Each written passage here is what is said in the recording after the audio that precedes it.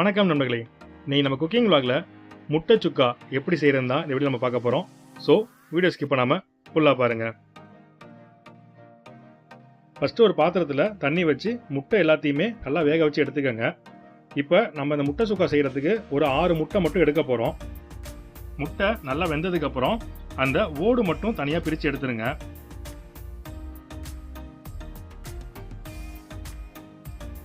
உங்களுக்கு இந்த முட்டை சுக்கா கம்மியாக வேணும் அப்படின்னா நீங்கள் 2 அல்லது 3 முட்டை ஆட் பண்ணால் போதும். இப்போ நம்ம உரிச்சு வச்சிருந்த முட்டை எல்லாத்தையுமே வெள்ளைக்கரு மட்டும் தனியாக எடுத்துக்கலாம். முட்டையில் இருக்க அந்த மஞ்சக்கரு உடையாமல் எடுத்துக்கோங்க. ஏன்னா அது உடஞ்சிருச்சு அப்படின்னா நம்ம சுக்கா கிண்டும் போது அது ஒரு மாதிரி மாவு மாதிரி ஆயிரும். அதனால் அந்த மஞ்சக்கரு மட்டும் உடைய வேணாம். வெள்ளைக்கரு நீங்கள் தனியாக எடுத்து வச்சுக்கோங்க. எடுத்து வச்சு இந்த வெள்ளைக்கருலாம் இது மாதிரி பொடியாக கட் பண்ணிக்கோங்க.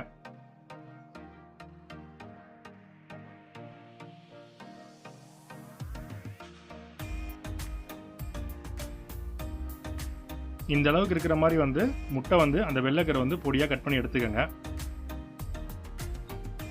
சரி வாங்க இப்போ முட்டை சுக்கா எப்படி செய்யணும்னு சொல்லி பார்க்கலாம். ஒரு வாணலியில் தேவையான அளவு எண்ணெய் ஊற்றிக்கோங்க. எண்ணெய் சூடானதுக்கப்புறம் சோம்பும் கொஞ்சோண்டு பட்டையும் ஆட் பண்ணிக்கோங்க. சோம்பும் பட்டையும் வதங்கினதுக்கப்புறம் நாம் வெங்காயம் ஆட் பண்ணிக்கலாம். நீங்கள் சின்ன வெங்காயம் ஆட் பண்ணாலும் சரி, பெரிய வெங்காயம் ஆட் பண்ணாலும் சரி. சின்ன வெங்காயமாக இருந்தால் ஒரு 10 சின்ன வெங்காயம் ஆட் பண்ணிக்கோங்க. பெரிய வெங்காயமாக இருந்தால் 3 வெங்காயம், 3 பெரிய வெங்காயம் பொடியாக கட் பண்ணி ஆட் பண்ணிக்கோங்க. வெங்காயம் நல்லா கோல்டன் ப்ரௌன் கலரில் வர அளவுக்கு நல்லா வதக்கிக்கோங்க. சப்போஸ் வதங்க லேட் ஆகிற மாதிரி இருந்தால் லைட்டாக உப்பு ஆட் பண்ணி வதக்கிக்கோங்க. ஏன்னா உப்பு ஆட் பண்ணி வதக்கும் போது வெங்காயம் சீக்கிரமாக வதங்கும். இந்த ஸ்டேஜில் கொஞ்சோண்டு கருவேப்பிலை ப்ளஸ் ஒரு 3 பச்சை மிளகா நல்லா பொடியாக கட் பண்ணி ஆட் பண்ணிக்கோங்க. அதையும் நம்ம வெங்காயத்தோடு சேர்த்து வதக்கிக்கலாம். வெங்காயம் நல்லா வதங்கிடுச்சு. இப்போ நம்ம மசாலா ஆட் பண்ணிக்கலாம். 1 டேபிள் ஸ்பூன் மிளகாய்த்தூள் ஆட் பண்ணிக்கோங்க. அடுத்ததாக கறி மசாலா, மட்டன் கறி மசாலா 1 டேபிள் ஸ்பூன் ஆட் பண்ணிக்கோங்க. அடுத்ததாக கரம் மசாலாவும் 1 டேபிள் ஸ்பூன் ஆட் பண்ணிக்கோங்க. அடுத்ததாக சோம்பு 1 டேபிள் ஸ்பூன். சோம்பு நீங்கள் பவுட்ரு பண்ணி எடுத்துக்கோங்க. அதுக்கப்புறம் கடைசியாக மிளகுத்தூள் 1 டேபிள் ஸ்பூன். மசாலாலாம் வெங்காயத்தோட நல்லா மிக்ஸ் ஆகிற மாதிரி ஃபுல்லாக கிளறி விட்டுக்கோங்க. நம்ம எகெயின் முட்டையை வேக வைக்க போகிறதில்ல. ஆல்ரெடி முட்டை வெந்திருக்குது. ஸோ இந்த மசாலாவோட பச்சை வாசனை போகிறதுக்காக லைட்டாக தண்ணி மிக்ஸ் பண்ணி அதை ஃபுல்லாக மிக்ஸ் பண்ணி விட்டுக்கோங்க. தண்ணி ஆட் பண்ணதுக்கப்புறம் இந்த சுக்காவுக்கு தேவையான அளவு உப்பு ஆட் பண்ணிக்கோங்க. உப்பு ஆட் பண்ணிவிட்டு மசாலா எல்லாத்தையுமே நல்லா மிக்ஸ் பண்ணி விட்டுக்கோங்க. அடுப்பு ஹை ஃப்ளேம்லேயே இருக்கட்டும். நம்ம ஆட் பண்ண தண்ணி எல்லாமே சுண்டி அந்த எண்ணெய் பிரிஞ்சு வரணும். தண்ணி நல்லா சுண்டி வந்திருக்குது. இந்த ஸ்டேஜில் நாம் பொடியாக கட் பண்ணி வச்சிருந்த அந்த வெள்ளைக்கருவை ஆட் பண்ணிக்கலாம். நாம் ஆட் பண்ண வெள்ளைக்கரு மசாலாவோட நல்லா மிக்ஸ் ஆகிற மாதிரி ஃபுல்லாக கிளறி விட்டுக்கோங்க. உங்களுக்கு மசாலா இன்னும் கொஞ்சம் அதிகமாக வேணும் அப்படின்னா வெங்காயம் ஒரு 2 வெங்காயம் கூட எக்ஸ்ட்ரா ஆட் பண்ணிக்கோங்க.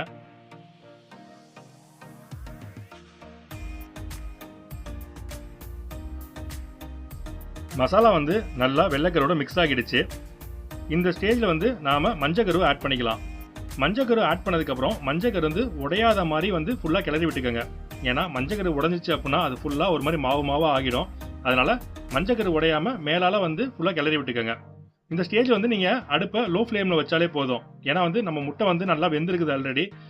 நம்ம ஜஸ்ட்டு அந்த மசாலா மிக்ஸ் ஆகிறதுக்காக தான் இப்போ நம்ம கிளறி விட்டுட்டு இருக்கோம்.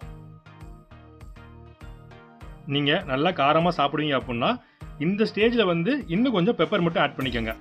ஏன்னா ஆல்ரெடி ஆட் பண்ண மசாலாவே போதும். இல்லை எனக்கு இன்னும் கொஞ்சம் காரமாக வேணும் அப்படின்னா இந்த ஃபைனல் ஸ்டேஜ் ஃபுல்லாக நல்லா மிக்ஸ் ஆகிடுச்சு.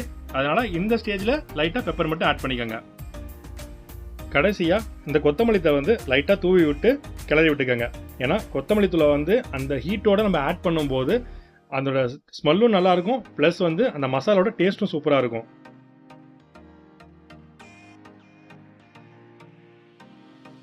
அவ்வளோதாங்க, நல்ல காரசாரமான முட்டை சுக்கா ரெடி.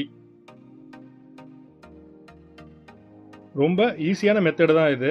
சப்போஸ் எங்கள் வீட்டில் நான்வெஜ் எடுக்கல, முட்டை மட்டும் தான் இருக்குது அப்படின்னா இதை மாதிரி சிம்பிளாக நீங்கள் செஞ்சுட்டு போயிடலாம். ஏன்னா நம்ம சாப்பாட்டுக்கு ஒரு நல்ல சைடிஷாகவும் இது இருக்கும். சரி நண்பர்களே, இந்த வீடியோ உங்களுக்கு பிடிச்சிருந்துச்சுன்னா மறக்காம ஒரு லைக்கை தட்டி விட்டுட்டு அப்படியே நம்ம சேனலை சப்ஸ்கிரைப் பண்ணிக்கோங்க.